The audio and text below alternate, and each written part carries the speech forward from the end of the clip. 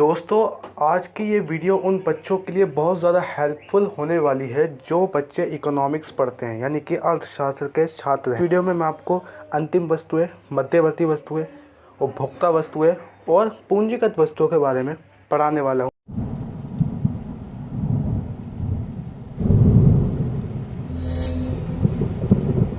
हम समझने वाले हैं अंतिम वस्तुओं के बारे में। अंतिम वस्तुएं किसे कहते हैं? दोस्तों, अंतिम वस्तुएं जो होती हैं ऐसी वस्तुएं होती हैं जो अंतिम उपयोगकर्ता के लिए तैयार होती हैं, अंतिम प्रयोगकर्ता के लिए तैयार होती हैं। जैसे कोई भी, मान लीजिए एग्जाम्पल के तौर पर, जैसे मैंने एक पेन ख़रीदा, तो अब वो पेन क्या है? एक अंतिम वस्तु है, क्योंकि वो अंतिम प्रयोगकर्ता के लिए तैयार है। ठीक है, अंतिम प्रयोगकर्ता कौन है? उसका अंतिम, यानी अंतिम जो यूज़ करूँगा वो मैं ही करूँगा। ठीक है, तो अंतिम प्रयोगकर्ता मैं हूँ और मेरे लिए वो तैयार है, मैं उसको यूज़ कर सकता हूँ।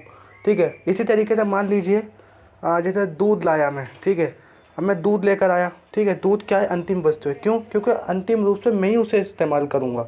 ठीक है, तो ऐसी वस्तुएं जो अंतिम प्रयोगकर्ता के लिए है, या फिर अंतिम उपभोक्ता या अंतिम उत्पादकों के लिए जो वस्तुएं होती हैं, ठीक है, जो तैयार होती हैं, ठीक है, अंतिम उपयोगकर्ता के लिए तैयार होती है, उनको हम कहते हैं अंतिम वस्तुएं। ठीक है, इसकी एक विशेषता ये भी है कि ये जो अंतिम वस्तुएं होती हैं ये उत्पादन की सीमा रेखा को पार कर चुकी होती हैं। जैसे उत्पादन की सीमा रेखा, यानी कि जैसे मैंने पेन खरीदा था, ठीक है, अब वो उत्पादन की सीमा रेखा जो है, ठीक है, उसको पार कर चुकी है, यानी अब उसमें जो है कोई और तरीके से कुछ ऐड नहीं होगा। जैसे मान लीजिए, जैसे एक पेन होता है, पेन का एक ढक्कन भी होता है, पेन में प्लास्टिक होती है, पेन में इंक होती है, बहुत सारे पार्ट्स होते हैं। ठीक है, तो इसका अलग अलग काम होता है। ठीक है, अलग अलग इसको तैयार किया जाता है, इसकी प्लास्टिक तैयार की जाती है, ठीक है, इसकी इंक तैयार की जाती है। ठीक है, फिर इसको एक साथ स्टेबल किया जाता है, एक साथ इकट्ठा किया जाता है, ठीक है, स्टोर किया जाता है, फिर ये जो है तैयार हो जाती है, यानी अब ये बन चुकी है। ठीक है, अब इसमें और कुछ नहीं करना। ठीक है, इसमें अब और कुछ नहीं करना, इसमें कुछ और ऐड नहीं करना। तो ऐसी वस्तु है जिसमें कुछ और ऐड नहीं करना हो। ठीक है, जैसे मैं पेन लाता हूँ तो पेन में कुछ और ऐड करना होता है क्या? नहीं करना होता, वो मैं जो है यूज़ कर सकता हूँ। ठीक है, ठीक है, तो ये अंतिम वस्तुएं हैं। आइए अब हम समझते हैं मध्यवर्ती वस्तुओं को। मध्यवर्ती वस्तुएं जो होती हैं, ठीक है, अब मध्यवर्ती वस्तुएं किसे कहते हैं? मध्यवर्ती वस्तुएं दोस्तों ऐसी वस्तुएं होती हैं जिन्होंने उत्पादन की सीमा रेखा को पार नहीं किया। अब जब उत्पादन की सीमा रेखा को पार नहीं किया तो ये जो है अंतिम उपयोगकर्ता के लिए भी तैयार नहीं होती। यानी ऐसी वस्तुएं जो उत्पादन की सीमा रेखा को जिन्होंने अभी पार नहीं किया और जो अंतिम उपयोगकर्ता के लिए तैयार ना हो। जैसे मान लीजिए जैसे जैसे जैसे लकड़ी होती है। ठीक है, अब लकड़ी है, लकड़ी को जो कारपेंटर होता है उसने खरीदी। अब लकड़ी क्या है? एक मध्यवर्ती वस्तु है। क्यों? क्योंकि वो जो है अभी उसमें जो है उत्पादन होगा, कुछ उसमें जो लकड़ी है उसमें ऐड होगी चीज़ें। ठीक है, उसमें कील ऐड होगी। ठीक है, उसको ठोका जाएगा, उसकी फिनिशिंग की जाएगी, उसकी क्लीनिंग की जाएगी। ठीक है, तो वो लकड़ी क्या है? एक मध्यवर्ती वस्तु है। उससे हमने क्या बना दिया? उससे हमने बना दी कुर्सी। अब लकड़ी जो थी, लकड़ी जो है अंतिम उपयोगकर्ता के लिए तैयार नहीं थी, लेकिन जो मध्य कुर्सी है, जब वो कुर्सी बन जाती है, वही लकड़ी कुर्सी बन जाती है, तो वो अंतिम प्रयोगकर्ता के लिए तैयार हो जाती है। ठीक है, यानी मध्यवर्ती वस्तु ऐसी वस्तु होती है जो अंतिम उपयोगकर्ता के लिए तैयार नहीं होती और जिन्होंने उत्पादन की सीमा रेखा को भी पार नहीं किया होता, यानी कि अभी वो बनी नहीं है। ठीक है, यानी वो अभी बनी नहीं है। ठीक है, कोई भी वस्तु अंतिम भी बन सकती है और कोई भी वस्तु मध्यवर्ती भी बन सकती है। जैसे जैसे कोई दूध है, दूध अपने आप में एक अंतिम वस्तु भी है और एक मध्यवर्ती वस्तु भी है। ठीक है, जैसे अगर दूध कोई फैमिली खरीदती है, कोई घरेलू परिवार है, परिवार खरीदा दूध, तो वो क्या है? अंतिम वस्तु है। क्यों? क्योंकि वो उसका उपयोग खुद ही करेगा। ठीक है, लेकिन अगर कोई वही दूध अगर मान लीजिए खीर वाला, कोई खीर वाला है, खीर बनाता है, अगर वो खीर बनाने वाला दूध ले, तो वो क्या है? अंतिम वस्तु नहीं है, वो एक मध्यवर्ती वस्तु है। क्योंकि क्योंकि उस दूध से वो खीर बना रहा है। ठीक है, खीर बना रहा है। ठीक है, यानी उस दूध का इस्तेमाल वो किस में कर रहा है? खीर बनाने में कर रहा है। ठीक है, यानी दूध क्या है? एक मध्यवर्ती वस्तु बन गई। यानी पता ये चला, कोई भी वस्तु अपने आप में ना तो अंतिम वस्तु होती, ना ही मध्यवर्ती वस्तु होती। ठीक है, डिपेंड करता है उसके अंतिम उपयोग पर। ठीक है, उपभोक्ता वस्तुएं।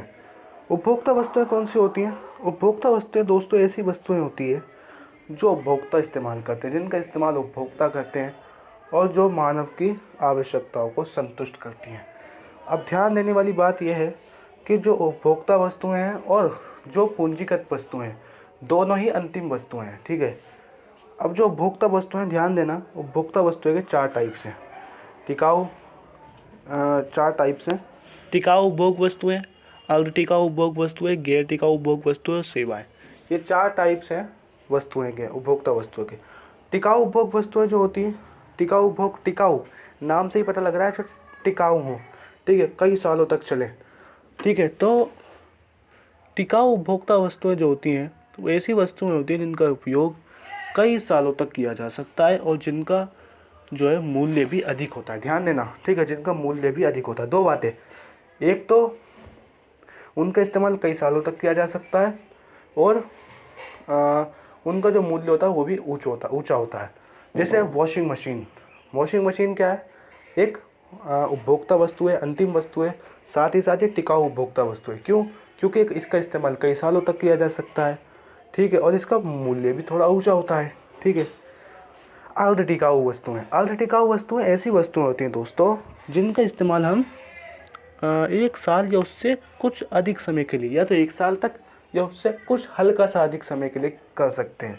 जैसे कपड़े होते हैं, कपड़ों का इस्तेमाल, जो हम कपड़े पहनते हैं, ठीक है, हमारे अर्ध टिकाऊ उपभोग वस्तुएं होती हैं, ठीक है। उनका इस्तेमाल हम जो है या तो 1 साल तक कर लेते हैं या 2 साल, बस इससे ज़्यादा नहीं कर पाते, ठीक है, या तो छोटे हो जाते हैं वो हमारे।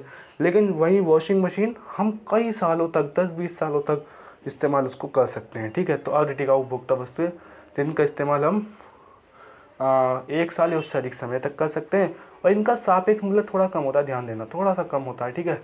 कपड़े होते हैं थोड़े कम प्राइस में मिलते हैं, ठीक है। तीसरा जो है एकल उपयोग वस्तुएं, या कह सकते हैं गैर टिकाऊ उपभोग वस्तुएं, ठीक है। और जो गैर टिकाऊ उपभोग वस्तुएं होती हैं, जिन्हें हम नॉन ड्यूरेबल गुड्स भी कहते हैं, ऐसी वस्तुएं होती हैं जिनका केवल हम एक ही बार इस्तेमाल कर सकते हैं। फॉर एग्जांपल, हमने डबल रोटी देखी हो, डबल रोटी को हम एक ही बार इस्तेमाल कर सकते हैं, उसको दोबारा इस्तेमाल नहीं कर सकते, एक ही बार करने से वो ख़त्म हो जाती है। तेल है, तेल को हम एक ही बार यूज़ कर सकते हैं, फिर उसके बाद वो ख़त्म हो जाएगा। लेकिन वहीं अगर हम वॉशिंग मशीन को देखें, उसको हम कितनी बारी, वो ख़त्म थोड़ी ना होती, ठीक है, वो ख़त्म नहीं होती, ठीक है, क्योंकि हम उसको यूज़ करते रहते हैं। ध्यान, ठीक है। तो जो एकल उपयोग गैर टिकाऊ वस्तुएं होती हैं, उनका हम केवल एक ही बार इस्तेमाल कर सकते हैं, ठीक है, उसके बाद हम इस्तेमाल नहीं कर सकते। जैसे पेन की स्याही है, भाई चलाते रहो, अब जो हमने खर्च करती, क्या वापस उसको इस्तेमाल कर सकते हैं? नहीं कर सकते, ठीक है। इसी तरीके से आइए अब हम समझते हैं सेवाएं। भाई सेवाएं तो देखी हैं, सेवाएं क्या है? टीचर की सेवाएं, डॉक्टर की सेवाएं, और भी बहुत सारे सेवा देने वाले होते हैं, तो सेवाएं होती हैं, ठीक है। सेवाओं को तो समझना ही नहीं है, सेवाएं होती हैं बस, ठीक है। इनको ही जो है उपभोक्ता वस्तु में ऐड कर लिया बस। अब आते हैं पूंजीगत वस्तुएं कौन सी होती हैं, ठीक है। ध्यान रखना, ये भी अंतिम वस्तु ही होती हैं, ठीक है, ये भी अंतिम, यानी इन्होंने भी उत्पादन के सीमा रेखा को पार कर दिया, इसमें कुछ बाकी एडिशन की गुंजाइश नहीं होती, ठीक है। तो जो पूंजीगत वस्तुएं होती है, ध्यान रखना, पूंजीगत वस्तुएं ऐसी वस्तु होती हैं जो उत्पादन प्रक्रिया में जिनका इस्तेमाल किया जाता है, ठीक है, जिनका इस्तेमाल उत्पादन प्रक्रिया में किया जाता है, ठीक है। और ये क्या होता है, इनका जो प्राइस होता है वो भी ऊंचा होता है, ठीक है, बहुत ऊंची कीमतों में ये मिलती है। और ध्यान रखना, ये उत्पादकों द्वारा इस्तेमाल की जाती है और इनका इस्तेमाल करने से इनका मूल्य ह्रास भी होता है, ठीक है। इनको इस्तेमाल करने से इनका क्या होता है, मूल्य ह्रास भी होता है। और ये मूल्य ह्रास क्या है, ये मैं आपको एक नेक्स्ट वीडियो में आपको बताऊंगा कि मूल्य ह्रास कैसे कहते हैं। फिलहाल आप इतना समझिए, टूट फूट भी होती है, ठीक है, इतना समझ लीजिए, टूट फूट, ठीक है। यानी जो पूंजीगत वस्तुएं होती हैं, ऐसी वस्तुएं होती हैं जो उत्पादकों की वस्तुएं होती हैं, जिनका इस्तेमाल उत्पादक करते हैं, ठीक है। और ये जो स्थिर परिसंपत्ति होती है, इनका ऊंचा मूल्य होता है, ठीक है, और इनका जो है मूल्य ह्रास होता है। दोस्तों, उत्पादक क्या है, उपभोक्ता क्या है, निवेश क्या है, बचत क्या है, कुछ छोटे छोटे कॉन्सेप्ट्स हैं, इनके ऊपर भी मैं एक नेक्स्ट वीडियो आपको ज़रूर दूंगा, ठीक है। तो ये पूंजीगत वस्तु आपको समझ में आ गई। अब यहाँ पर कुछ एग्जांपल्स हैं आपके सामने, आपको कमेंट करके मुझे बताना है कौन सी अंतिम वस्तु है, कौन सी मध्यवर्ती वस्तु है, और कौन सी पूंजीगत वस्तु है और कौन सी उपभोक्ता वस्तु है, ठीक है। और उपभोक्ता में भी कौन सा टाइप है ये आपको बताना कमेंट करके, ठीक है। उम्मीद करता हूँ ये वीडियो आपको बहुत अच्छी लगी होगी, ठीक है, और आपको समझ में भी आया होगा। अगर नहीं समझ में आया फिर भी तो आप कमेंट करके आप बेझिझक होकर आप मुझसे पूछ सकते हैं, ठीक है। तो फिर मिलेंगे एक और वीडियो में, तब तक के लिए बाय बाय, टाटा।